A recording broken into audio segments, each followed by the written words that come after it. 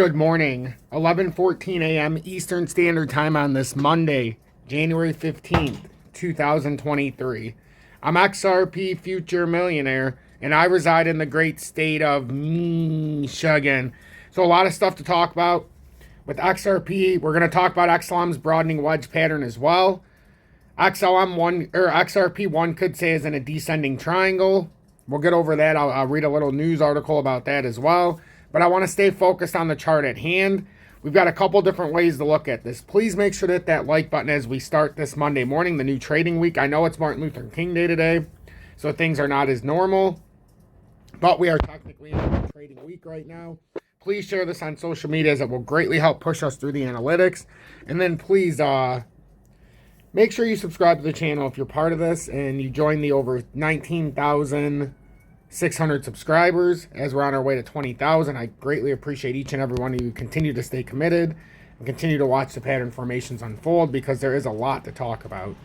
So as we look at this, XRP in the 2 hourly or 3 hourly, we can see we're breaking down. Yesterday, if anybody watched the update yesterday, we talked about how XRP was on a head and shoulders formation. There's nothing really we could do about that. And we talked about coming back into the consolidatory phase and then coming down to, it seemed a nice target would be around that 534 area. However, we did have a slight upturn to that 60 cents, or about 593. We talked about this level yesterday, that we could get an overzealous run up before a continued correction. We can see the left arm, head, right arm. If this pulls down, I would expect somewhere around that 534 area if we can continue. It's just, do we have enough steam to get all the way down there? It's tricky at this point. But now that this pattern's evolved, I'm just going to put it in exactly what it is. Because we're in, I suppose you could say, like a descending triangle style formation. Especially now that this is coming apart. We can actually take this from the drop point now. And we can just take the evidence in front of us. And this is what we're looking like in this pattern. So we can start talking about a bunch of different ways that XRP is going to go. We can start talking about all the different setups that we can look at with XRP. But let's be honest. This is what's formed out of the broken bull flag. It's broken down below. And now we're just shuffling within this pattern. We got resistance, resistance. We put in a support area. Support, support. Now it seems like we're phasing within this formation. It's converging here, but the bottom line is we're on the bottom side of the bull flag, and we got rejected here on the bull flag. It's in our best interest to break down to 534. I firmly believe that. When you look at the relative strength index, the 2 hourly, if we could just continue breaking down, we would put ourselves in a very, very opportune moment. I guess we don't technically have to break down when you look at the hourly, the 2 hourly, the 30-minute. It looks like if we could just get that one last phase, little phase down, little drop off here to about the 556, that could satisfy this move. Just because of where we're at in the relative strength index, let's go out into the 4 hourly and see what we're looking at. I mean, if we come down there, I think we don't need to come down to 534 with that movement this weekend. I think if we just hold this actual setup and we come down to 556 and don't lose it, I think that could satisfy this move.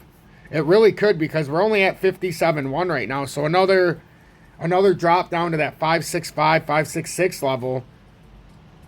That could be what the doctor, or 556 level, that could be what the doctor ordered. I'm going to say our drop should be targeted there. We should target about another 2%, maybe 2.5%, but I'm looking for a hold at 556 on this recent formation of this pattern. And we'll see, because this is going to clear off a lot from the 4 hourly down. Daily time frames at an opportune moment. If we could come down here and hold, I think that would be perfect. 556 area, push down there. Weekly time frame, it's in a very, very nice spot. I mean, it's not overly sold. It's in a very neutral area. Looks like a little bull flags formed here in the weekly, if I'm being honest. And now it's looking for that touch at 556. I firmly believe we're hunting 556, and we could reverse this very quickly. If we look at a correlation with XLM now that we've got a hardcore update on XRP, and let me know in the comments what you think about XRP. I think we've set that up perfectly. I think it's setting that up perfectly now. With XLM, I know we've diagnosed XLM. We did this yesterday in the shorter time frames. We are in a short-term broadening wedge, and I'm not even going to speculate on it because This is the back part of this pattern, and I've been watching it. I watched it yesterday. It went resistance support. Here, let me get the arrow out. So it went resistance, support, resistance, support, resistance, support, resistance. This is confirmed a broadening wedge. Now it looks like we should be coming down just a little bit more, and an opportune buy would be around that 11.7. So with XRP, an opportune buy on a reversal, even if it doesn't break out but a back test of resistance, on XRP would be around that 556 level, 0.556 cents, so 55.6 cents. And with XLM, the opportune moment would be around that 11.7 mark. We can see in the relative strength index, the 45, if it keeps going, it'll be an oversold. Hourly is going to end up into oversold if it gets down to that 11.7. Just my personal opinion. It looks like that's where we want to go. 4 hourly even, we're starting to come back down into a very favorable area. 3 hourly, same thing, crossed bearish. 2 hourly, another 1 or 2 of these candles will be an oversold. 1 hourly, we're heading right near oversold 45. We're on the border right now. 30-minute, we're into oversold. 15-minute, we're speaking the volume. We should get a rejection here and continuation down. I'm hoping for XLM we get down to around that 11.7. That should be an opportune moment if you're looking to take a futures trade or if you're just looking to swing trade.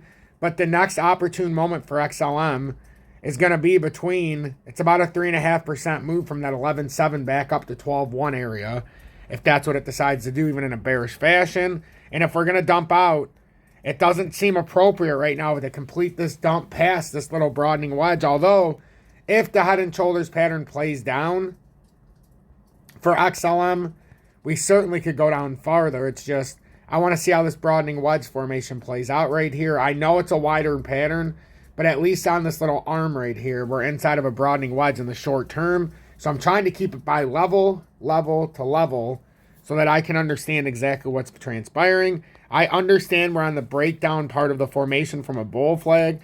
And if we did get a retest here, it would be bearish.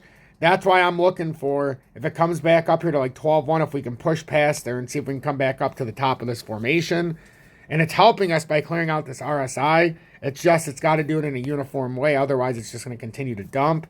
So that's what I'm looking at here for XRP and XLM. Hopefully this helped this morning. Hopefully you can see the patterns in XLM.